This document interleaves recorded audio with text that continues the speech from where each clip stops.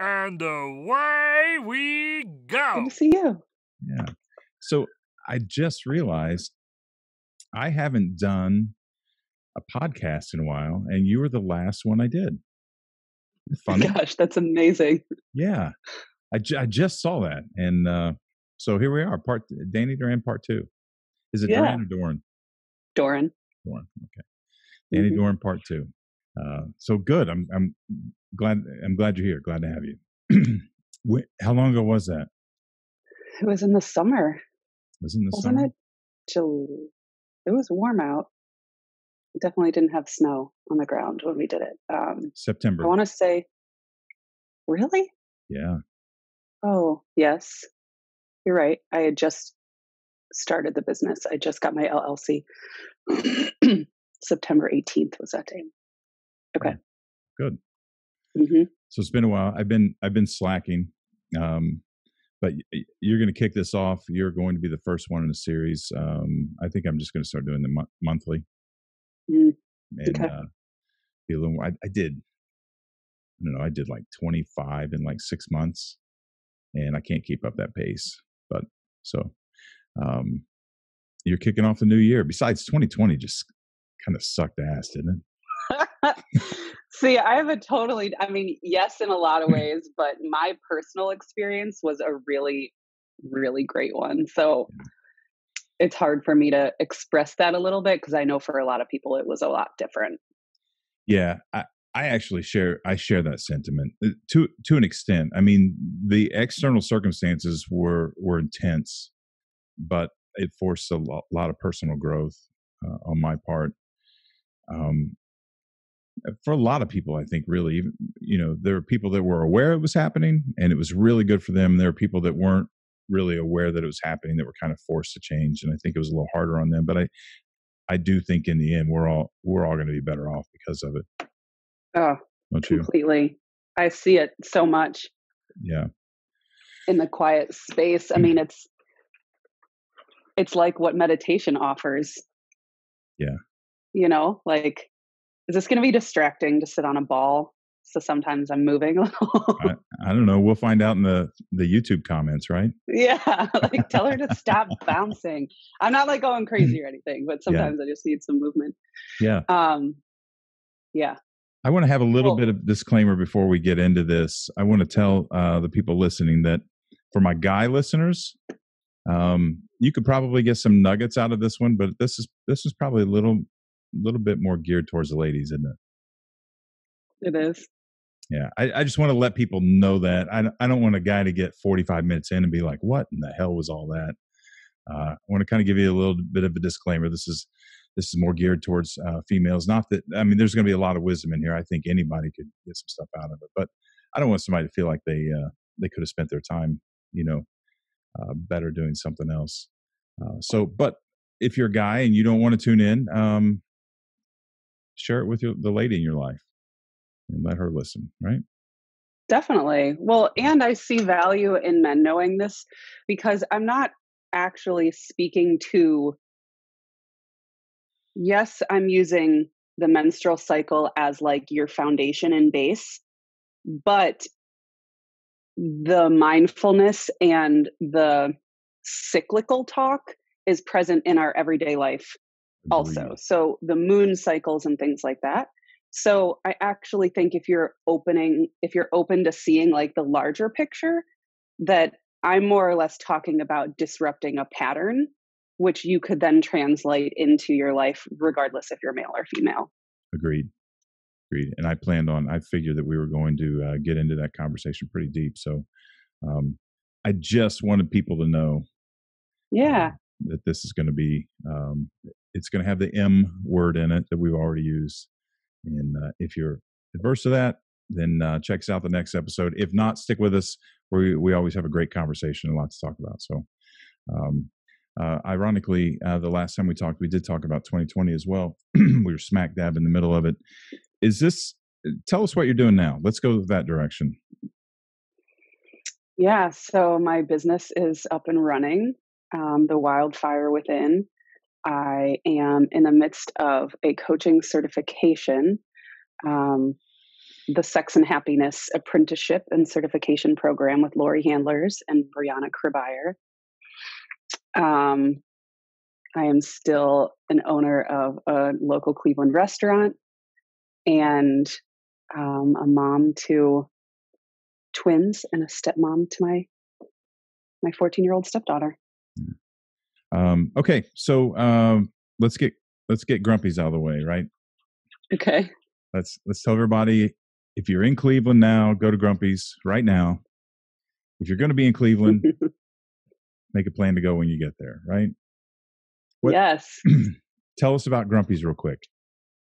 So we have been in Cleveland serving breakfast for over 20 years, but this location we've been there, we hit 14 years this January. So that was a big milestone for us. But we serve breakfast from 7 a.m. until 2 p.m. every day, 7 days a week. Pancakes, omelets, corned beef hash, everything we make from scratch. So we're a scratch kitchen. Cajun home fries are our side dish that everyone knows about. All right. They come and get. And it's just a really fun space. When you walk in there, it's got a real homey space to it. So we have local artists on the wall that change every month. So the atmosphere kind of changes with that feel, right? Like whatever artwork is up there. And Tremont is the neighborhood that we're in, which it's a very artsy neighborhood and it's big on community. Obviously, COVID kind of has downplayed a little bit of that, but you can definitely get the feel that people are supporting, that everyone around is supporting each other. So good. Yeah, it's a good vibe, and our breakfast is like no other. Okay. So is that for the people who are going to go for the first time? That's you recommend them to start there with breakfast? Definitely. It something that we just recently switched since we opened after COVID, because we did close for 5 months. Mm-hmm. Breakfast has been the thing that people always talk about the most. Okay. So I've been shooting this idea out there that, hey, let's just serve it all day. Let's just serve it all day and do it. But we would get a big crowd from downtown that really loved our lunch. And so we thought we might kind of toy around with the atmosphere in that sense. They loved coming and being able to get, salads and sandwiches and soups and things like that. So we still have that on the menu. But, COVID has, for me, given me a little bit more permission to do what, we want to do. And we said, let's give it a try. And now 80% of what we sell is breakfast, and people are loving it. They're thanking us for being able to get it all day, because we offered it all day on the weekends, but then during the week it shifted to having breakfast during the morning and lunch in the afternoon, which I felt was a little confusing for people because they could get it at 2 p.m. on a Saturday. Yeah. And they were coming to us then. So it's been kind of fun to watch that shift play out, and people just really love our breakfast. So there's a bigger point from a business, from a marketing standpoint, from an entrepreneurial standpoint, is that you paid attention to the trends and you listened to your customers and you adjusted. I'm sure that when you started this restaurant, you didn't imagine that breakfast was going to be the staple of what you were going to do.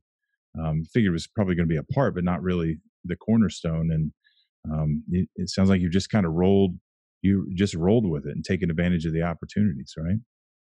Yeah, it's kind of been the way I play the entrepreneurial game. It's smart. That's my role. I run the restaurant with my mom, and she's the good, stable, like, let's keep the things the way that they are. This feels good and comfortable. And this really, you're the radical hippie who wants to try new things. And yes. Awesome. And let's push the envelope, disrupt the pattern. That's, kind of what I'm doing. The name of my new business as well. I realized it's a gift to be able to push the envelope just a little bit and say, hey, I know that this change may not feel super comfortable, but it's kind of what's being called for right now. So let's give it a shot. And thankfully, at least at the restaurant there, we have a backing. We have, 14 years, 20 plus years in another location and behind us. So it's not as worrisome because our following is solid. Yeah. Yeah. I would think, I mean, I'm sure crazier things have happened. I would think if you've made it this far through COVID, that you're probably going to survive. I hope And it's knock on wood. I don't still mean to jinx anything or I anything like know that. it's still a worry that, we live with. But thankfully it doesn't look the same as it looked before COVID for sure. But it's enough to keep us where we're at right now. So for that, we're thankful that we still get to do what we love and meet people every day and cook really good food. So we're going to keep rolling with it as long as we can. Yeah, yeah. Now I met a guy here in Southwest Florida that had owned restaurants throughout his life, and out of his own pockets, he opened a new Mexican restaurant, and he brought family members on board to work for him. And about 2 or 3 weeks later is when the COVID thing happened. Mm, We had just talked to him a couple of weeks after it started, and they've closed down. He couldn't.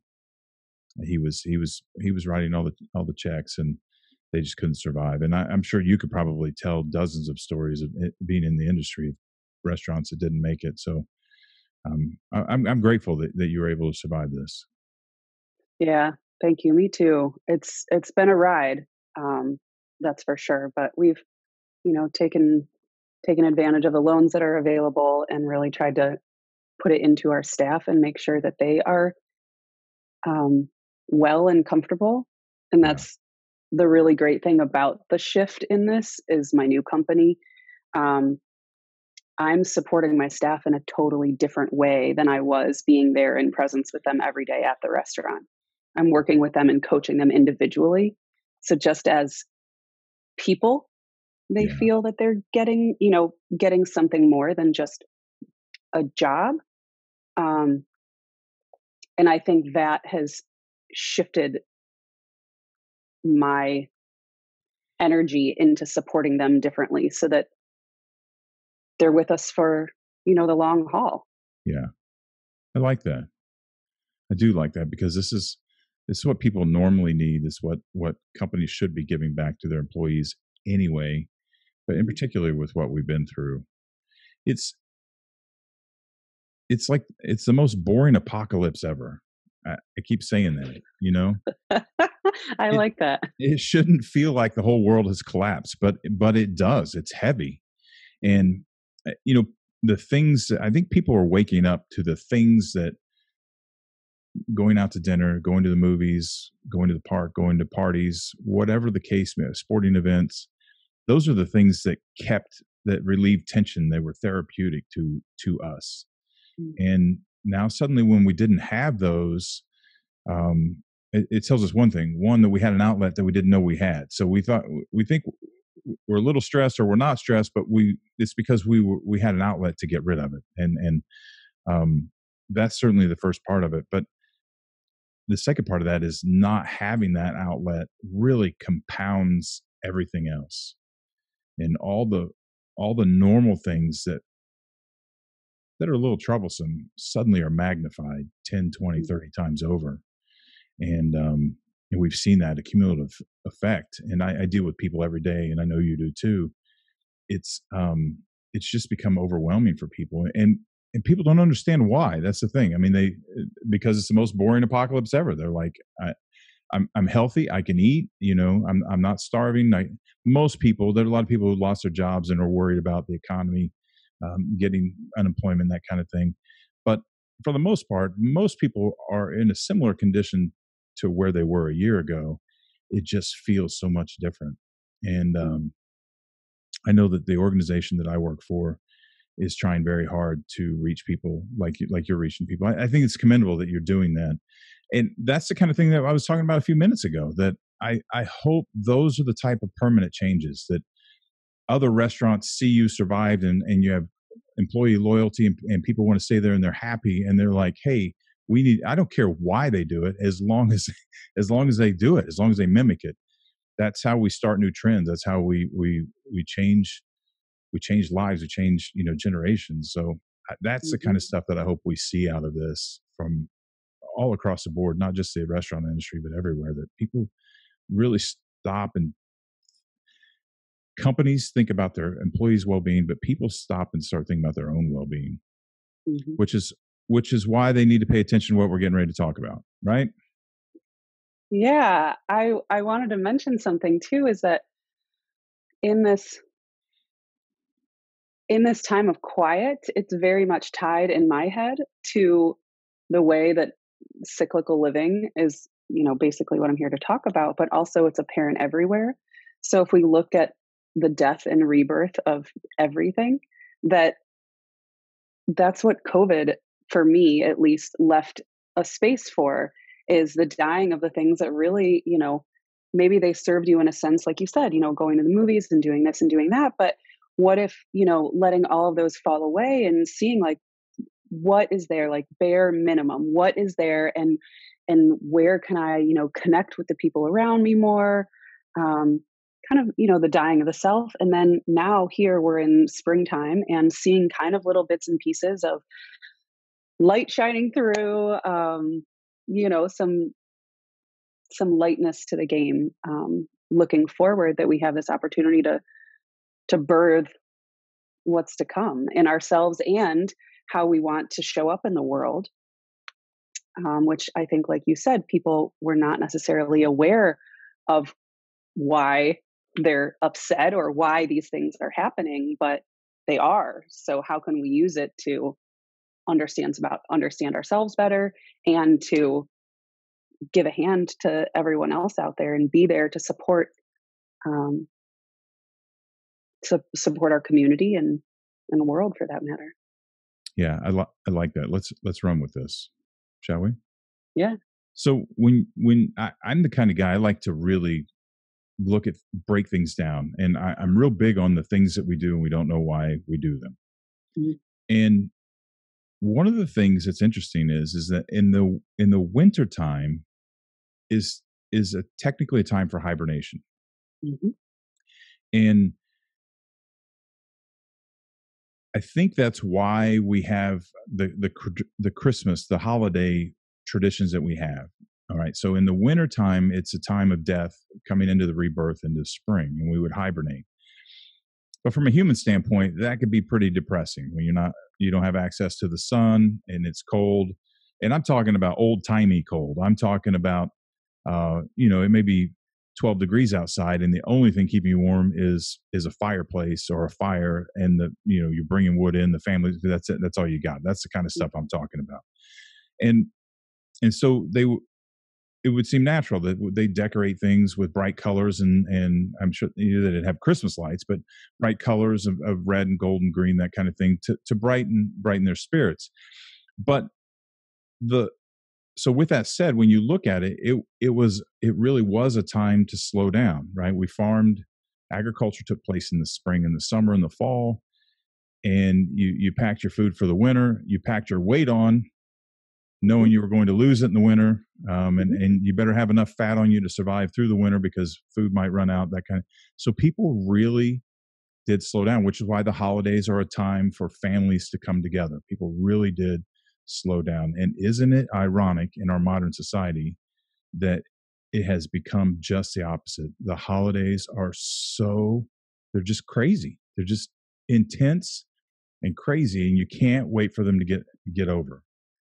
And I just find that fascinating that we've done that as human beings. That we've had. And so, with that said, last year when COVID started and we just shut everything down, I had said to many people, what this has shown us is that we should take a month out of every year, like February, and just shut everything down. Mhm. Everything, restaurants shut, everything just shuts down. Retail stores, everything shuts down. Everything just shuts down. And everybody spend time at home, and everybody slow down and recharge your batteries. And Mm. it'll never happen. It'll never happen. But ideally, it should, from the cyclical standpoint that you're talking about. Um, you know, And it could. I mean, and let's talk about, little things, right? There's people that I hear that do, no alcohol in January. They do no Instagram or social media for a month and things like that. And I'm seeing that trend a little bit more. So I'd like to say that we're moving a little bit in that direction of noticing that need for disconnect, because we've been so, connected or ambushed by the energies of the holidays. But yeah, what you're speaking to is exactly cyclical living. And so when you notice the seasons in nature, So like you're saying, winter time is a time for hibernation, which with that comes introspection, reflection. When we say, seasonal depression, I don't want to deny somebody of their truth if they feel that's really true. But for me, it's more a dishonoring of what the season is there to show you. So maybe that's an imbalance in the food that you're putting into your body. Maybe that's emotions that are stored in your body that you're really not interested in seeing. And so it feels like anxiety. It's the deeper understanding of the things that we experience in our human body that I think in general, the world is maybe starting to touch on this, right? Which is why you and I are speaking of it, but it's not something that's practiced in the business world, in the corporate setting, on Amazon or any of those spaces, which makes it very hard to live cyclically in a non-cyclical world, right? So we're not honoring the natural seasons. And do you mind if I take this into my connecting it to the female body? No, please do. That's why we're here. Yeah. So honoring the seasons in nature and knowing the energies that they bring. So we've already defined what winter is, right? Spring is, I think of flowers that are just starting to poke through the soil, right? So they're just letting the first pieces of themselves touch the sunlight. They're not fully in bloom yet. They're just coming out and beginning to kind of tiptoe into the world. Summertime, the energy for me is basking in the sunshine, right? Like you're full on, you're fully present. You're like, yes, this feels amazing. And then fall time comes around and we have transition.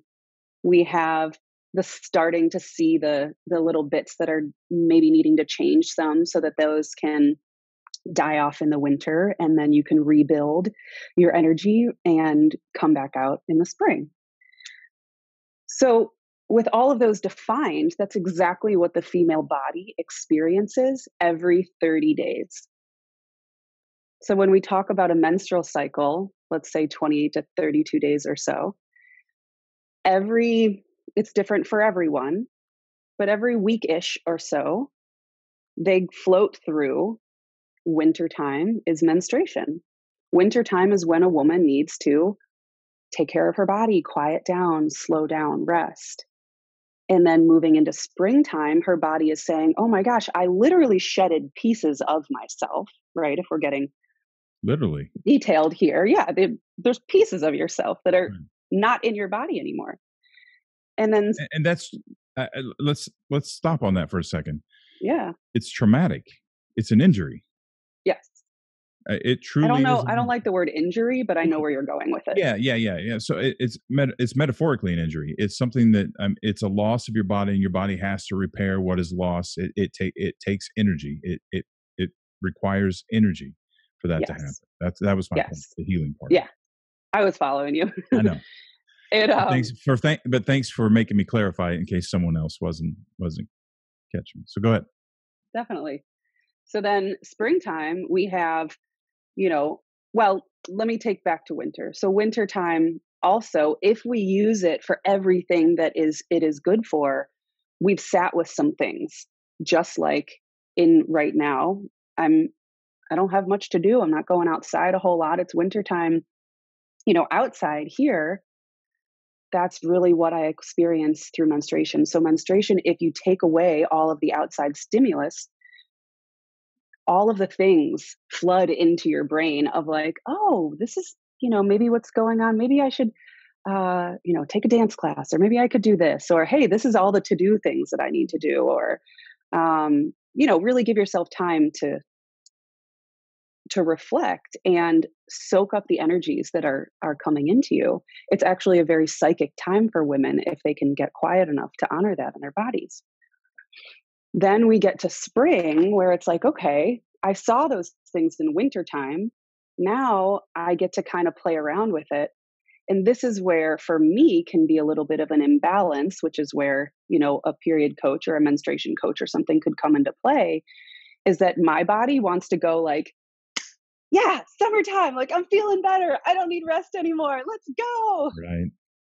And that's where some of the imbalance can come because your body isn't ready yet to go like full bore, head first into everything. Um, and then so on and so on. So summertime is a really great in a woman's body to bring on the extra weights in their work out a little bit harder because their energy is high, right? We can speak fluidly and articulate is a really great time. So these are all the little intricate moments that if you pay attention to the seasons in your body, you can recognize what each season is good for and how you can utilize it. So I could go on for a long time about all of this. So let me know. Are you following? Oh, yeah, more than you realize. Okay. I've got a lot to add, but I just want to let you go. I want to listen to you. Yeah. Okay, cool. So then comes fall. And so summertime is also ovulation. So ovulation is when you have the opportunity to make a child. So if we look at that as maybe it's a child, maybe it's not a child, but it's a form of creation. So we could also look at each, like if you're not ready, to bear a child, you look at ovulation in summertime as this time to, what are you using? What are you doing with your creative energy that you've sat with during wintertime and really saw as something that maybe, you wanted to bring into the world? Put pieces and parts of it together in springtime and kind of, touched a little bit on it and started to build up your energy for it. And then summertime, you said, here I am, world. This is my creative piece. That's also where ovulation can come into play because for a lot of women, that's making a baby. So that's creating something in your actual body. And then comes fall. So fall, and these all have different phrases for them too, which I'm not using the scientific terms here because I feel for people that are just jumping on board to the knowledge in itself. It's a lot. It feels better to use terms that we use on a regular basis, right? Fall, winter, spring, and summer. Yeah, absolutely. For comparison reasons. Yeah. Yeah. I agree. But so fall, it's your luteal phase. But it's the time where most women talk about having PMS, right? Which I think is just a load of shit because fall is actually your truth telling time. So fall is a time that you are probably going to experience a lot of tension. You are going to see everything that you have neglected in yourself for your entire season, right? Your entire cycle. So all of the seasons combined. You are going to see the pieces and parts of yourself that maybe you needed to hold a boundary somewhere and you didn't. And so it turns up as rage or anger in your fall phase because you didn't honor that in yourself when you saw it earlier. So fall is it was a really potent time for me to see this space because society has told us that you're supposed to feel this way. You're just supposed to be a bitch during this time. So basically, whatever I say, if it's a week before my period, you can just discredit me because it's just you're just hormonal. Yeah. I want to, let's expand on that a little bit. Mm-hmm. I know exactly what you meant, that society says that you just expect to be a bitch.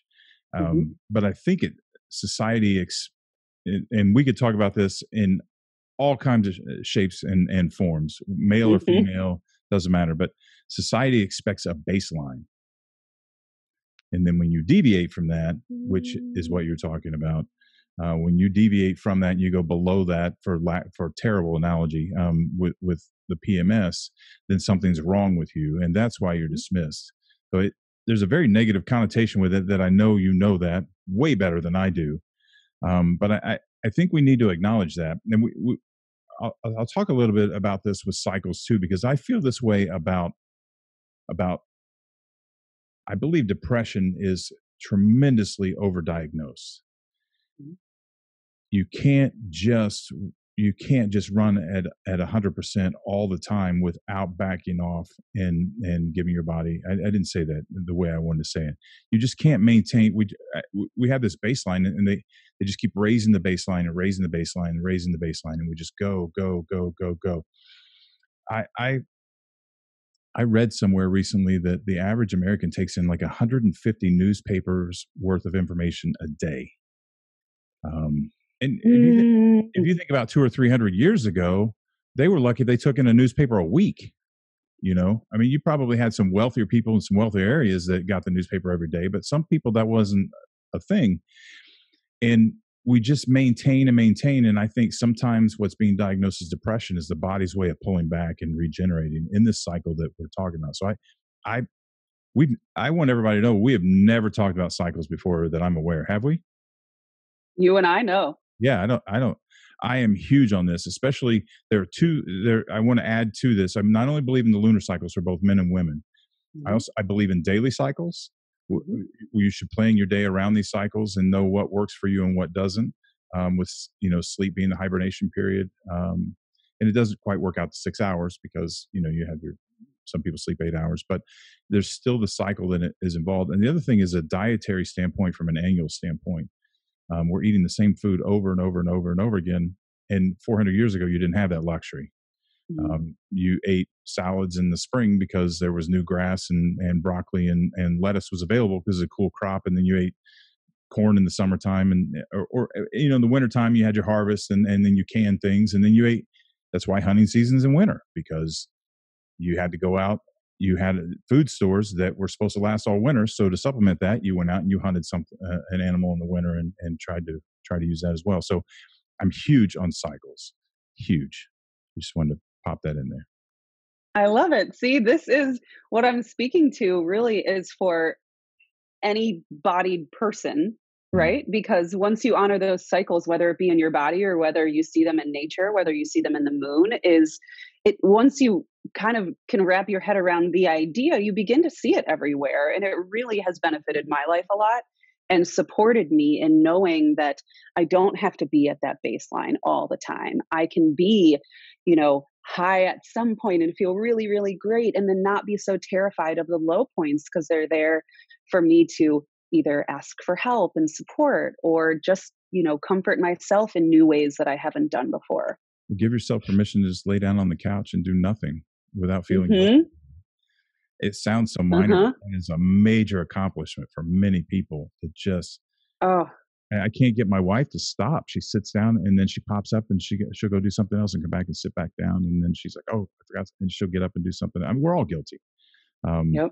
And we need to give ourselves permission for that downtime. Go ahead. I love it. I love it. Well, and playing off of what you're saying too, is it's really helped me a lot to frame my month in the cyclical way, because I can look forward to the times where I know I'm going to need the rest and plan it. So I am a decent planner, right? Like when you are managing kids' schedules and you have work and multiple businesses and things like that, my schedule it's not as intricate as it used to be, but I go ahead and take a look at what's to come. And so I know what my body can handle. And by all means, it's not perfect. You'll schedule something and all of a sudden, your cycle will change a bit by a couple days and, you bend and weave with that. But I know, when I take a look at my week, hey, I'm going to be hitting the dead of winter come next month or come next week. That's why I got a massage today. I know that my body and my, the tension that I hold on certain days and what it is that I need. So does living cyclically mean that I am also trying to reach that baseline? No, it means that I can find a better balance, that the highs aren't so high and the lows aren't so low, but I can also prepare for the times where I know I'm going to need it a little bit more. So like in summer, right? In like mid ovulation, I plan like a girls get together or something to where I can be really social. I can be seen. I can be heard. I'm around people, that that lift me up because I'm feeling really good. It's also when we can look in the mirror and see a little bit more of ourselves and, might like how you look a little bit more better or, like, because when you think about what is ovulation time for your body, your time for ovulation is to attract a mate. Your body is literally like saying like, hey, I'm getting ready. I got an egg. Let's do something with it. That's right. That's right. And so you can see like, and so I'm speaking to all the ways where we can be in alignment. So like at that point, yes, I feel really great being seen. But for some women, let's talk about the imbalances. That here is where maybe summertime, as much as I love basking in the sun and putting on a bathing suit and being out and being around people, other people that may be the very epitome of what feels good to them. Right. And so from a coaching perspective, I would really see what is holding you back from being truly seen? What aren't you seeing in yourself that you are, holding back from the world? And I've worked through these things myself as well. And I'll tell you, coming out with my business and taking on coaching clients and having a greater presence on social media, I have needed way more support in my spring and summertime because it's a stretch for me, right? Like I'm not ready to fully be seen in that, but I know it's something I want to do. So that's been a little hard for me. So that's where the coaching aspect can come in too, is where working with someone to try to understand what imbalances you're feeling in your body, how it relates to what season you're in, and then the steps that you can take or maybe the tools that you can gain to help you through those difficult, those imbalances. Yeah. Yeah. Awesome. So much I want to say here. So the first thing I want to touch on is that there's going to be an argument, there's going to be pushback, or at least thoughts. I mean, I don't, not that big a deal, but when you were talking about that, the ovulation time is a time that women want to be seen, like, hey, I want to make a baby. And there are going to be people who are going to refute that. But people should know that there's no shame in that because that's the way we're built. Mm. There are two things that humans are designed to do: survive and reproduce. That's it. And reproduction comes in the survival part. And eating is part of the survival. So we're born this way. And I think this gets off into a psychological tangent, which I'm, really good at. Good's the word you want to use. Proficient. It's when we can understand exactly what you said, that we are designed that way, that the beautiful things begin to happen when we can embrace it. It doesn't mean that it controls your life. It doesn't. You're not excusing women to be over vain or men to be over vain or anything like that, or use that as an excuse for risky behavior. Mm-hmm. We're just simply acknowledging our nature as a mammal on the planet and the biological functions that happen. And so I think that's critical for people to understand. It is okay to understand that your body has a drive to be seen, to mate, whether you intend to do it or not. And whatever you want to do with that is fine, but you need that piece to really understand it so you don't repress it. Repression is when bad things happen. When we pretend that we're not sexual beings, that we're not here to reproduce, and we try to make that go away, and we think we're above that, and we repress it. It's one of two things going to happen. It's going to come out in a shadow side with risky behavior and affairs or porn addictions or those type of things, or it's going to manifest into major depression and or types of neuroses that cause actual psychological issues. So I wanted to point that out. That's huge, that people really understand that. If there was anybody, because it sounds vain, right? That a woman wants to be seen, and some people are going to say, well, she shouldn't. Well, yeah, I guess so. Tell me, I think that clarifies it a little bit. So what is your version of being seen? Well, how you interpreted. I think that's a great. Yeah, I would love to clarify that. I think that's a great question. I think that's a great question to clarify. You're not trying to rope me into What? No, you're I'm not actually setting me up, are you? no, I'm looking into, and I don't mean, so let me go here then. I don't mean seen as in nude or No, um no, I didn't right? mean Like we're that. not saying, okay, so No, I'm no, no. saying seen as in like, if we look at the energy that comes with summertime and ovulation, right? If we go ahead and say that your body is literally preparing to create something. Right. Okay. So, yes, you have sexual energy behind it because that's how your body is made. But we also can recognize that it's a way to, for me, it was having a bigger presence on social media and actually speaking to things that I care about. For me, that's being seen. That's being Right. seen in the light that I am saying. It's a little bit, it feels raw, but it feels like I'm actually willing to show my true self and speak the things that I have been learning and speaking about kind of just with Right. my close circle, but being seen in the way that, okay, here you go, world. I'm Yeah. willing to piss some people off that may not resonate with me, but this is, here I am. Yeah, it's true expression. Right? And it could be Yeah. something as simple as just a woman going and getting her hair and nails done and wanting to come home and show her husband. I mean, Yeah. it's something, or just not even wanting to show her husband, just wanting in the COVID era to just wanting to take a shower and put on some real clothes and actually go somewhere. You know, Yeah. yeah, I didn't mean anything deviant by that at all. And Oh, yeah. but I know that there's there is a lot of opposition there, and there's religious opposition, there's psychological opposition, people talking about the ego and that kind of thing.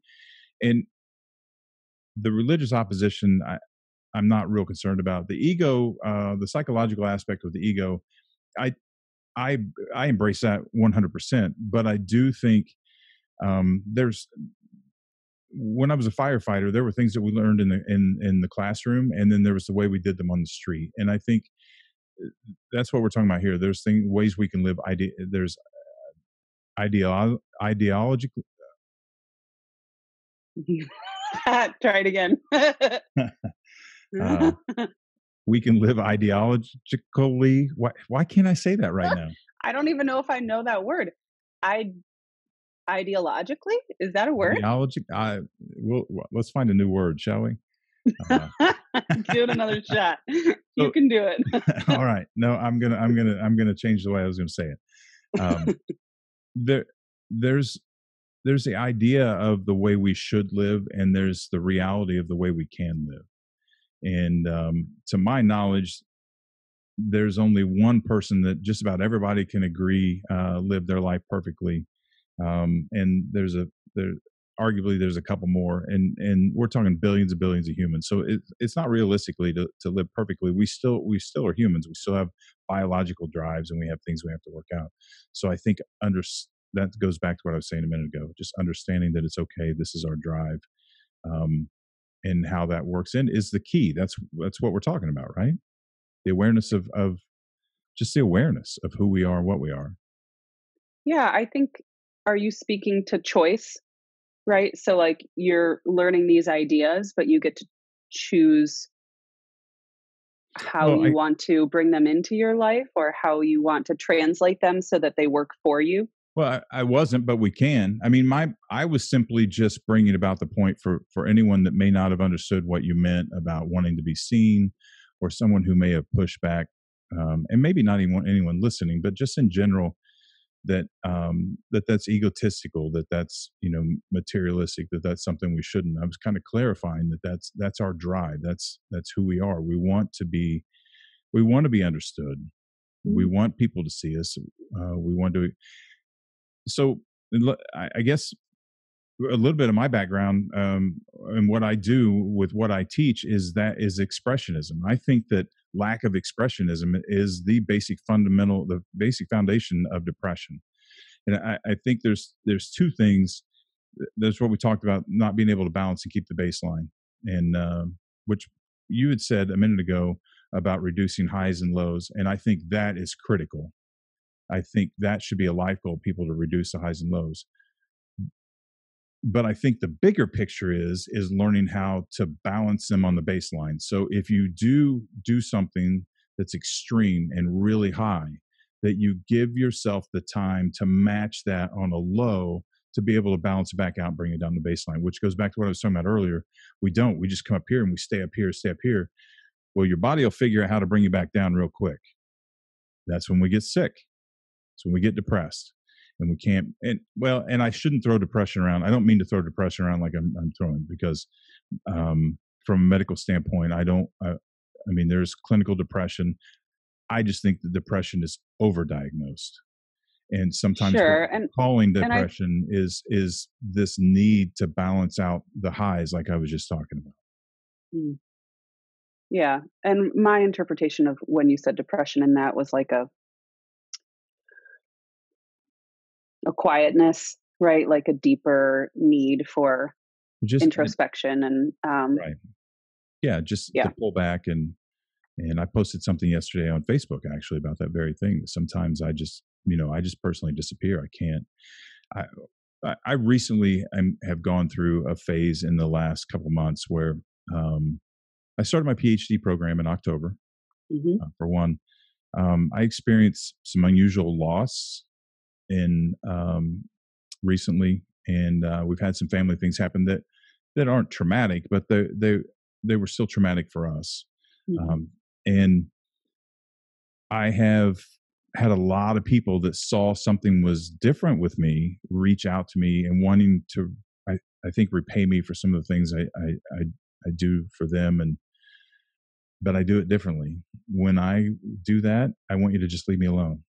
And so I pulled away, and some of those people were coming at me saying, how can we help? Let me help you. And the best thing they could do for me is to just, when I'm done, to be standing right where they are and let me come back to them. So that's what I'm talking about with the introspection, like you're talking about. We all handle it different. Sometimes we need people around. Sometimes we don't need people around, whatever the case may be. But it's that honoring yourself that you talked about earlier, just giving yourself a chance to regenerate however you need to do it. Definitely. Yeah. What I'm hearing you say is that your introspection looks like alone time, and support in that looks like be on the phone when I give you a call when I'm ready to emerge again. That's right. Yeah. And don't ask me about it when I come back around, happy go lucky. Let's not talk about it. That means I've put it behind me and we're moving on. But or wait till I bring it up. Yeah. It's up to you to start the conversation about it. Yeah. Yeah. But so I don't know how we got off on that, but anyway, we got way far away. Yeah, a little bit. Where do we need to go to get back? This is when conversations are good, though, when you can just. It is. We were. Let's see. I think I had just touched on imbalances. Okay. Right. So how you can use your cycle to see pieces of yourself and how it works for you. But a lot of why people are interested in this type of work or these conversations are because they are feeling the imbalances. And so I gave an example of, not feeling comfortable in being seen. Or at that point, your PMS or your unease in the time before your menstruation comes. So that's really where I can take this is mindfulness meditation. So that's the other piece. I don't know that I've mentioned this yet, but I created a program, which is why we're here. Right. I've tried like 3 or 4 times to get you to talk about it. And I know. And it's still hard for me to kind of define it because I'm just really enjoying speaking to this out loud.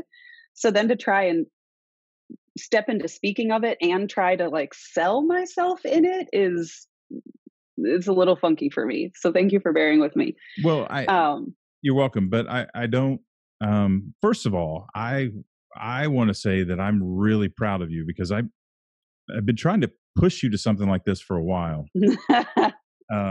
And I think you're amazing. I really do. And I'm glad that we've been able to connect. And I felt it. and naturally so. And as our relationship developed, I felt your resistance to move forward with something like this, and sometimes it takes time to develop in its own, and I think it has. Like but COVID. I think what you have, I mean, I want you to do something like this a year and a half ago, but I've read what you've put out, and I know you well enough that you don't have to sell it. I just want you to talk about it because it's going to sell itself. The people that are going to hear it, it's going to resonate with, are just going to be drawn to it. You don't want people in it that don't belong in it, right? So no, there's nothing to sell, but it's an amazing program, and I just want you to talk about it. No pressure. Thank you. You're welcome. Thank you. So I'm looking for it to be a small group of women. I have learned immensely in community with others. And when I learned how my body works cyclically and in mindfulness meditation, so much of it was done on our own, right? Like, remember our program that we went through? We were like, yay, we're so ready to teach other people. And then it's like, wait, spend all of this time by yourself doing these meditations. And for me, I was like, whoa, that's crazy for me. But I needed it. And it's what led to the, awakening of how important these things are to me. But what the program will look like is 12 weeks of support. We'll meet 1 hour each week and read the book, Wild Power. So this is my Bible. You could see it's like written in and, all gross. My kids have colored on pages of it. And I look at it all the time. But so the author is Alexandra Pope and Sarni Hugo Wurlitzer. They're founders of the Red School, which are people, a group that I follow a lot. But they will be going through the book and reading chapter by chapter, learning about our seasons, learning about the power that we have, being female and having the ups and the downs, and also being able to connect to something that's a little bit larger than ourselves, right? Once you connect to the seasons in your body, like I said earlier, like you're connecting to the seasons in nature, then you're seeing cyclical things everywhere. So you just kind of get this larger picture of how everything is connected.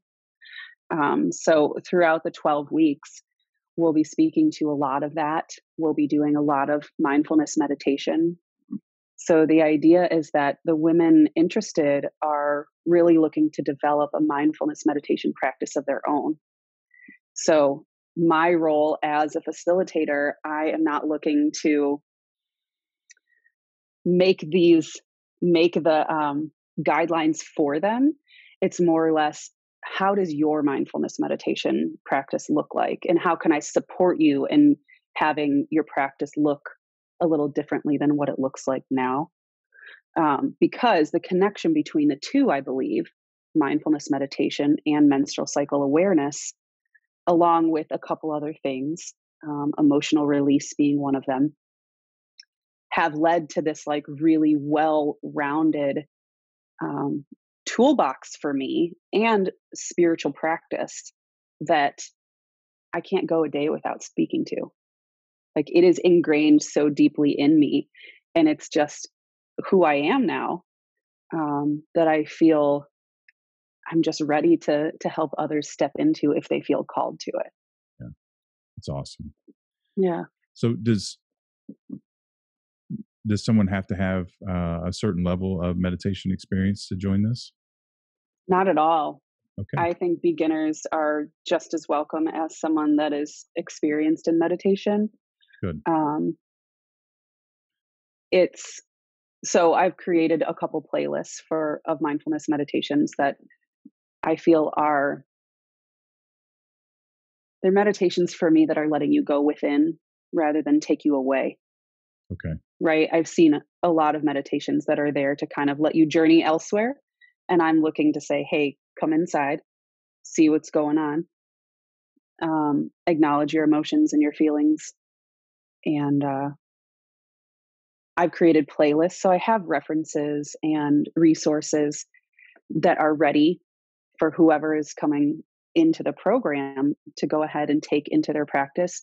And then I get to walk them through how they're holding themselves accountable to the meditation practice that they would like to do. And I'd like to say that from being a mindfulness instructor, and I know that you'll back me up on this, it can be a little intimidating because we have this Western idea that, you flip the light switch and the light comes on. You can find a movie with all kinds of explosions on Netflix. There's always something that's supposed to happen. And when mindfulness is not about making something happen, it's about sitting and cutting through the noise. There's a whole long thing that goes with it, but I don't want people to be intimidated. I know you don't either. So mindfulness is really the focus here, but there's a whole lot more to it than that, right? Yeah. It's actually what I've heard from a couple people I've spoken to that are interested in the things I'm speaking of, but intimidated is the word that they've used. And it opened a new door for me to recognize that this is something that maybe I'm just starting to get comfortable speaking to, but how can I look back and see the self of me that was learning this stuff kind of behind closed doors and not ready to put it out there yet and really care for her? How can I take that and then care for other people that are joining that are still really soft and tender in that space, that like, I like where you're going, but like, I still can't say some of the words out loud and I don't know if I'm ready to commit to it yet. And with that, I would say, let's just start with a conversation then, because maybe this program isn't for you right now. But maybe there needs to be a really safe space to start asking some questions. Yeah. Meaning me, like maybe I can create a safe space for those questions that they have to arise and be there to guide them through it. Yeah. I'd also like to say that we have such a Western ideology of competition and results and goals, and I've really come to understand in the last few years that I won't go off on that. I won't go to that off on that tangent. What I would just say to anyone who's thinking along these lines that they're not sure about mindfulness and not sure about meditation is there's really no, I don't want to say there's no right or wrong way to do it. There's no right or wrong way to start. It's just getting started that's the key. And no matter where you're at, you can always find your way. It's part of it. So there's no competition. There's no comparison against anyone else.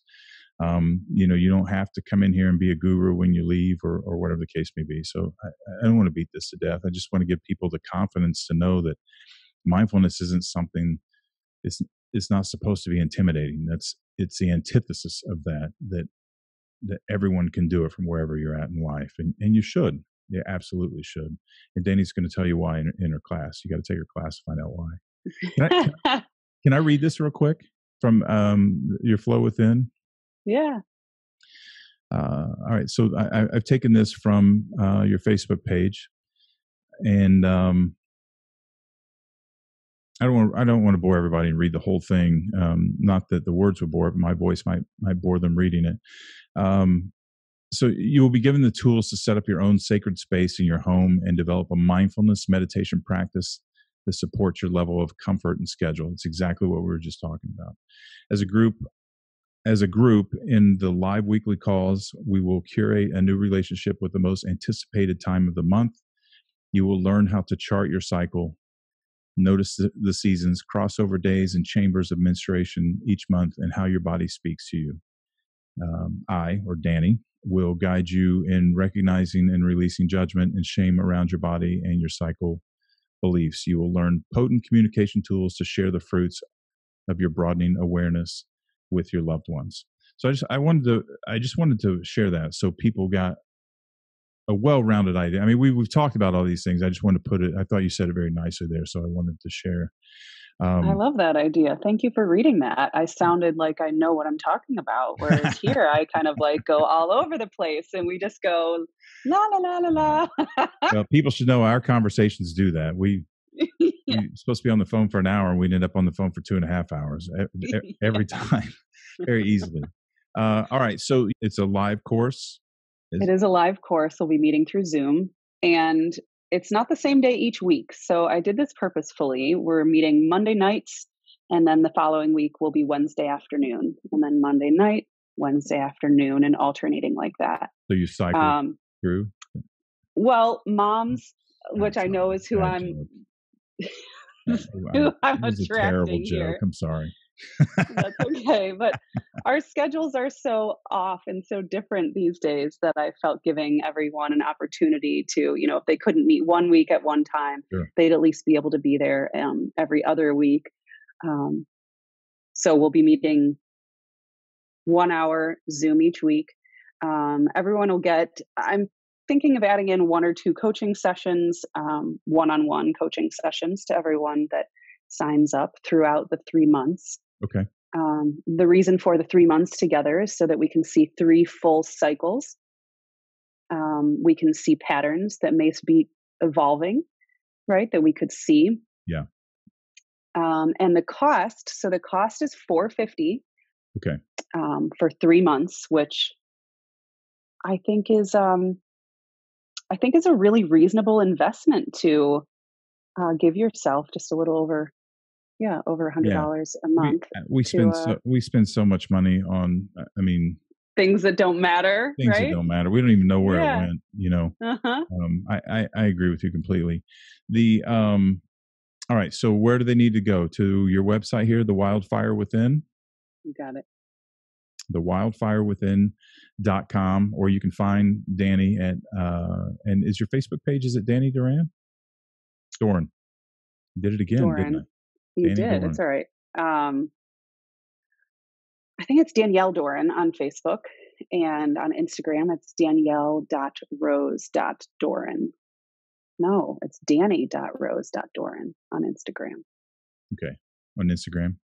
Yeah. Okay. All right. I will put a blog up on thebradleyhall.com too, with some links that people can find you there. Awesome. And we can't wait. Do you want to come back after you've done your first round and talk about how it went? I would love to. Yeah, I'd love to. I'd love to have you back. So, okay. Anything you want to say before we go? One last thing is everyone that signs up does get, I'll be sending out the book Wild Power. And then I'm also sending out a cycle journal. So Awesome. This has been something, and I didn't touch on this. I'm glad you read my description, because cycle journal is really what helped me understand the patterns that I was seeing. So in each journal gives you an opportunity to chart each of your, probably can't see, but your like symptoms, right? Yeah. And how you feel. So it's kind of tracking your emotions, how your body feels, your mental state, your physical being, maybe any practices that you are doing. So if you have a meditation practice or exercise practice, things like that, you get to monitor it. And it's all linked also to the moon cycle that is all listed at the top here. Wow. Okay. And then there's a ton of excellent information. So not only is there journaling sections for each day, but each month they give you a really awesome like intro into some things that may assist you throughout your cycle or just assist you in being human. So this one is Herbal Allies for Painful Cycles. So it's a book that I found on Etsy. So Rachel Amber, I believe is her name. Rachel Amber. But she connects everyone together. So in the back, there's a book of healing resources and directories of other menstruation coaches like myself, or people that are tied to the healing arts.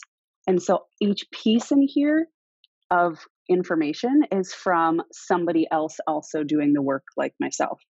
So I love the idea of community and how she really brought in a ton of people to create this one piece that I now get to send out to everybody else that's doing the program. So we're all kind of connected in that way. Awesome. Yeah. Awesome. Thank you. Okay, great. Well, as always, it's a pleasure. And we could just keep this up forever, but we both have things to do. We do. But thank you again for coming on. And, we'll definitely have you back sooner rather than later. Awesome. Thank you so much for the opportunity. I was so excited when you asked me again. So yeah, this is great. And I get to kick off your new podcast. That's monthly. Right. The 2021 version. Yeah, absolutely. So there you go. Cool. So, all right. I got to go. My daughter's got a track meet. Yeah. So thank you so much again. Always a pleasure.